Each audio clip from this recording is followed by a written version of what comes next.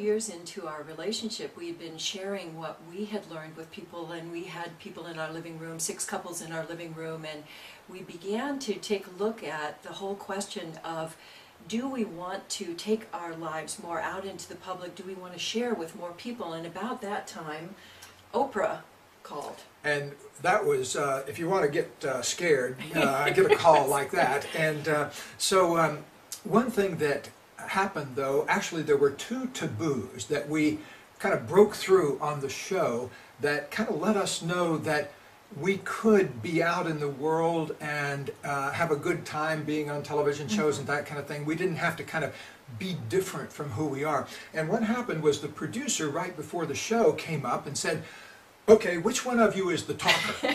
Which one of you is going to do the talking? And I said, no, that's not the way it works in our relationship. No, yeah, we both talk, and we're both on screen. And it was amazing because he said, well, you know, the cameras really can't handle that. They can either, they can do a headshot of you, or they can do a headshot of you, but we can't handle both of you on screen at the same time. It was this huge kind of metaphor alert, like, oh my goodness, they can't really film relationship, and that was amazing. That was kind of stunning because, and he said also that's why we don't like to have couples on the show teaching about relationship. You know, we like to have one person at a time.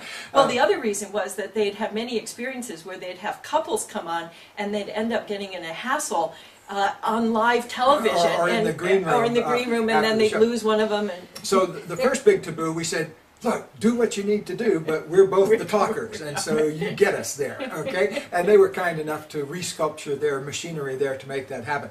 The second big taboo, though, there was a situation where we were working with a couple on her show, and it was about not telling the truth about something. And so I said something that I'd probably said to thousands of people in therapy. I said, you're really going to need to speak honestly about that, and speak honestly to your partner about that. And this led to a big discussion about whether it's okay to tell the truth in relationships. Which was an astounding discussion for us, because it was such a common, I mean, it's really the ground of our relationship, the vitality and the sexiness and the connection that comes out of telling the truth.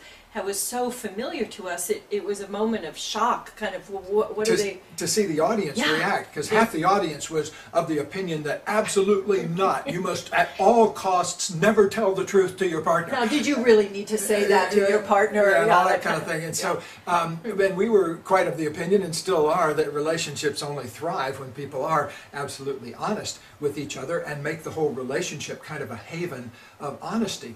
And so, but breaking that taboo of being able to say out in public and see people kind of go boo and go crazy around concepts that we take very sacredly and seriously, that was a huge moment for me in letting me know, okay, well, if I'm going to live my life out in public, the only protection I have is just to be absolutely honest. And from that day forth, I've never felt a second of anxiety on any of those shows or anything like that. Yeah, because when you tell the truth, there's really nothing to worry about, and you don't have to remember anything. And it allowed us to really stay vital, alive, and in our relationship, even though we were living it in public.